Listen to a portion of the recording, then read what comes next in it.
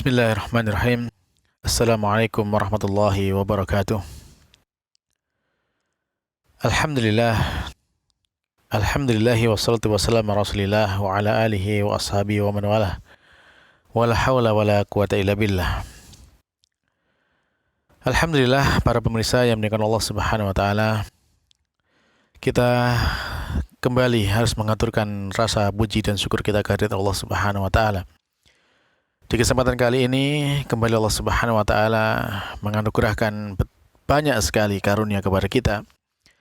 Di antaranya bahwasanya karunia Allah kepada kita itu, kita masih diberikan kesempatan, diberikan kesehatan. Yang mana dua kenikmatan ini menjadi nikmat yang banyak dilalaikan oleh manusia. Sehingga ketika manusia sehat, ketika manusia itu punya waktu luang, mereka banyak lalai dari ketaatan kepada Allah Subhanahu wa taala.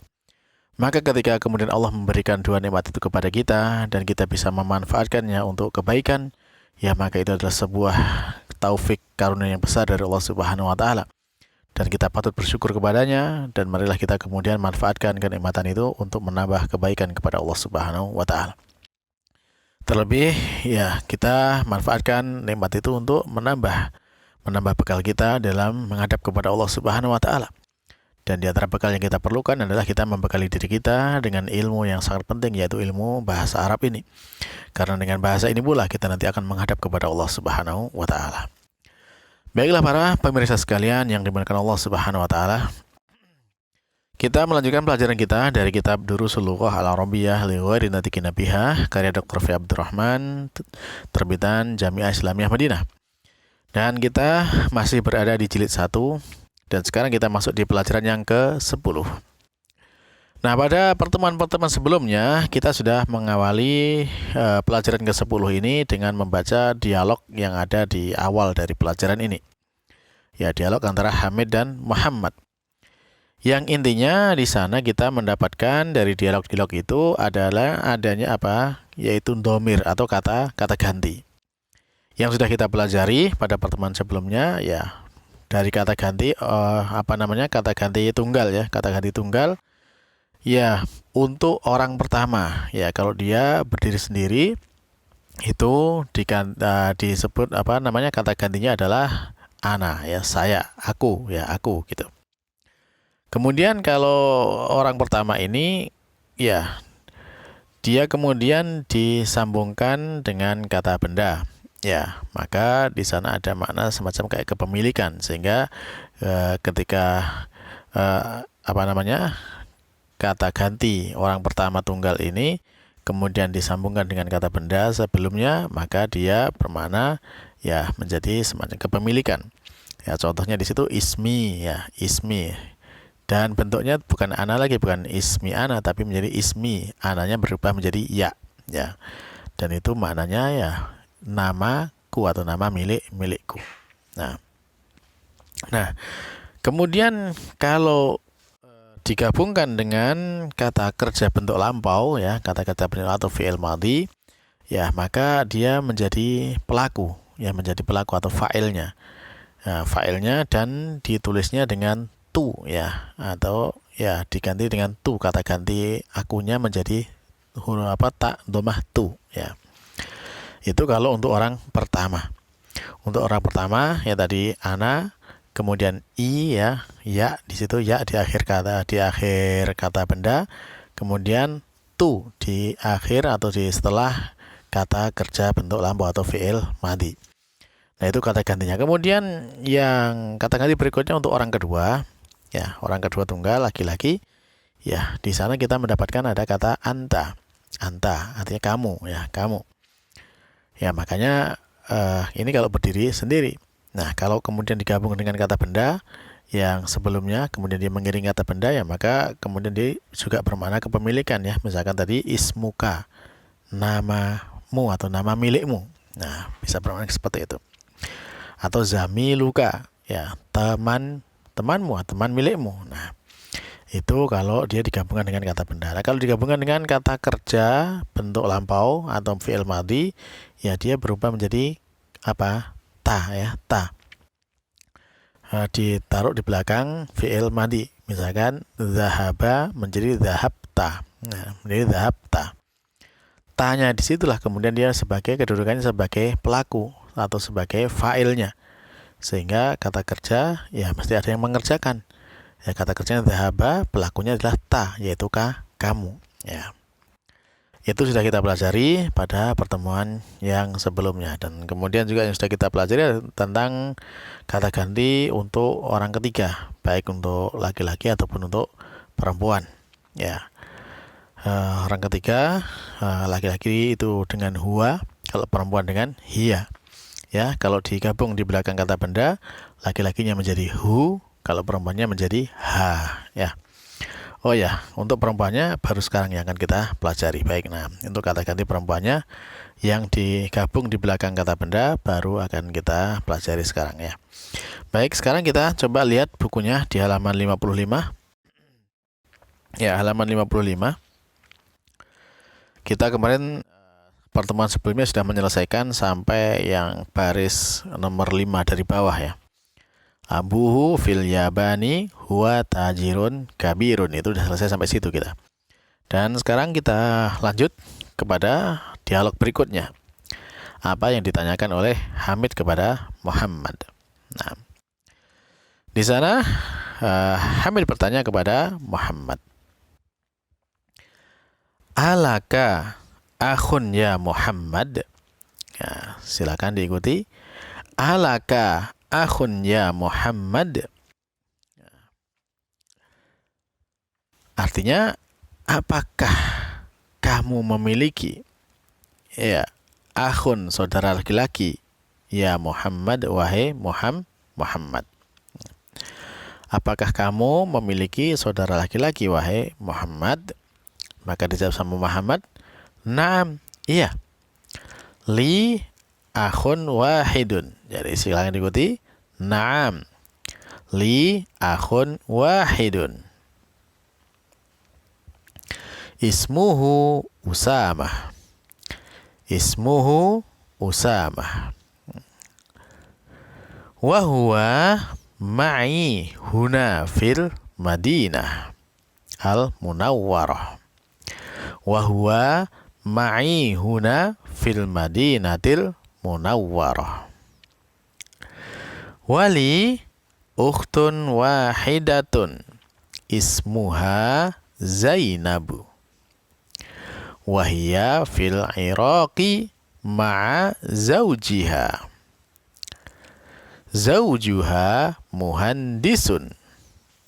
Baik, kita ulangi. Silakan diikuti ya. Wali ukhtun wahidatun ismuha Zainabu. Wahia fil Iraqi ma'a zawjiha.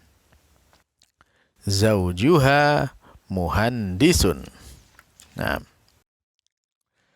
baik. Sekarang kita artikan dulu kata Muhammad. Naam, iya ya. Li, saya memiliki akhun ya, satu saudara, akhun wahidun, saudara akhun, saudara laki-laki, wahidun satu. Ismuhu, namanya ya, hu sudah kita jelaskan pada pertemuan sebelumnya, yaitu kata ganti untuk orang ketiga tunggal. Nah, jadi artinya nya yang disambungkan dengan kata benda ya. Ismuhu, namanya Usamah, yaitu Usamah. Nah, wahuwa ya, kembali huwa kata ganti untuk orang pertama, orang ketiga ya, kata ganti orang ketiga atau ghaib ya, orang ketiga ya. Di sini huwa kembali ke siapa di sini? Kepada Usamah. Wahuwa ma'i, bersamaku. Ma'i, bersamaku, huna di sini fil Madinatil Munawwarah, di kota Madinah al-Munawwarah. Wali, dan saya memiliki ukhtun wahidatun. Ukhtun saudara perempuan, wahidatun yang satu. Ismuha, namanya Zainab. Zainab, hanya ini ya, ini sebagai kata ganti ya yang bersambung dengan kata benda untuk orang ketiga tunggal perempuan. Ya, kalau yang kata ganti orang ketiga yang berdiri sendiri atau munfasil itu hiya. Nah, kalau bergabung dengan kata benda di sini maka dia menjadi apa? Menjadi ha, menjadi ismuha. Nah, nanti kita jelaskan insyaallah. Tapi wahia dan dia, hia kembali kepada Zainab ya. Fil Iraqi di Irak ya, di Irak. Ma'a zaujiha bersama suaminya. Zaujuha muhandisun. Suaminya adalah seorang arsitek atau seorang insinyur. Nah, baiklah para pemirsa sekalian dimuliakan Allah Subhanahu wa taala, dari satu jawaban ini bisa kita ambil beberapa pelajaran tentang kata ganti ya, tentang domir itu. Yang pertama misalkan kita li ya, kan pertanyaannya alaka ya, apakah kamu memiliki? Maka dijawab na'am li, ya saya memiliki. Nah, lam di sini ya, lam kepada menunjukkan lam milik, lam kepemilikan, dan kemudian disambungkan dengan ku, jadi milikku atau saya memiliki ya, atau aku memiliki ya. Ya, aku memiliki akhun, satu saudara, wahidun yang akhun, satu saudara laki-laki, wahidun yang satu. Ya, jadi memiliki saudara laki-laki satu, satu saudara laki-laki. Nah, ismuhu Usamah, namanya adalah Usamah. Hu sudah kita jelaskan ya pada pertemuan yang lalu, dia sebagai kata ganti orang ketiga ya, tunggal. Nah, laki-laki. Nah, wahwa ya, ini kalau huwa dia kata ganti yang terpisah. Kalau hu tadi yang bersambung ya. Yang maknanya kalau hu tadi menunjukkan apa? Kayak kepemilikan ya. Ya, ismuhu namanya, nama yang dia miliki, Usamah. Kalau wahwa ya, dia berdiri sendiri, dia munfasil. Jadi dan dia atau Usamah itu ya ma'i. Nah, ini ada kata baru, ma'i, bersamaku. Aslinya adalah ma'a ana, bersama aku. Tapi ketika digabungkan maka dia ananya berubah menjadi ya, menjadi ma'i ya. Dan huruf terakhirnya berubah menjadi kasroh. Jadi ma'a ana menjadi ma'i ya. Huna di sini fil Madinatul Munawwarah. Wali dan saya memiliki ya, aku memiliki ukhtun, saudara perempuan, wahidatun yang satu. Ismuha namanya ya. Nah, di sini Zainab. Nah, di sini kata ismuha perhatikan dengan sebelumnya, di baris atas itu ada ismuhu ya, ismuhu. Kalau ismuhu, hu untuk laki-laki tunggal orang ketiga. Kalau ismuha maka ini untuk perempuan ya, perempuan tunggal orang ketiga. Ismuha Zainab, dia cuma satu. Wahia ya, kembali hia kata ganti untuk orang ketiga tunggal perempuan. Fil Iraqi ma'a zaujiha. Nah, di sini perhatikan kalau yang tadi di atas itu ma'i, karena ma'a ana berubah menjadi ma'i, ananya berubah menjadi ya. Nah, sekarang di sini ma'a setelahnya apa? Zaujiha. Dan ma'a ini termasuk huruf yang huruf jar ya, mengejarkan kata setelahnya. Ma'a zaujiha, bersama dengan suaminya. Dan ha ya, kembali kepada dia apa, dhamir untuk perempuan tunggal orang ketiga. Siapa di sini? Yaitu Zainab. Zaujuha muhandisun, ya suaminya adalah seorang insinyur atau seorang arsitek. Baik, itu tadi penjelasan dari percakapan ini. Baik, selanjutnya yang halaman 56 terakhir ya, halaman 56 yang kita baca, yaitu Hamid bertanya lagi. A'indaka sayyaratun ya akhi. Nah, a'indaka sayyaratun ya akhi. Ya, silakan diikuti. Jawabannya la ma indi sayyaratun. La ma indi sayyaratun. Indi darrajatun. Indi darrajatun. Hamzah indahu sayyarah. Hamzah indahu sayyarah. Baik. Nah, penjelasannya di sini ya, pertanyaannya apakah kamu memiliki, apakah ya, indah itu kan di sisi, apakah di sisimu ya, maknanya apakah kamu memiliki juga ya, indaka, apakah di sisimu sayyaratun, ada mobil ya, apakah kamu memiliki, maknanya apakah kamu memiliki mobil ya akhi, wahai saudaraku. Nah, di sini indaka, kanya itu kata ganti untuk orang kedua ya, tunggal laki-laki. Nah, kemudian ya akhi ya, wahai saudaraku, iya-nya di sini kembali kepada orang pertama yang bicara, yaitu artinya aku, wahai saudaraku. Dijawab, la, tidak. Ma indi sayyaratun. Tidaklah ada indi di sisiku. Jadi saya tidak memiliki sayyaratun, mobil. Nah, perhatikan di sana di atasnya indaka, kemudian berubah menjadi indi. Nah, berarti perubahannya di mana? Perubahannya di kata gantinya. Apa kata ganti orangnya? Kalau yang pertama itu indaka, aslinya kan inda. Nah, itu mabni, sebenarnya aslinya fathah. Tapi ketika dia berubah bertemu dengan ana, saya, aku, ya, maka dia yang masuk apa? Yang masuk adalah ya-nya saja dan menjadikan huruf terakhir dari kata sebelumnya itu menjadi kasroh, sehingga bukan indayi tapi indi, ya, indi. Nah, jadinya dibaca la ma indi sayyaratun. Indi darrajatun. Nah, di sisiku, ya, saya memiliki darrajatun, yaitu sepeda. Terus dibilang Hamzah. Hamzah sebagai orang ketiga, tunggal, ya, laki-laki. Maka kemudian indahu, di sisinya, ya, berarti dia memiliki apa? Sayyaratun, mobil.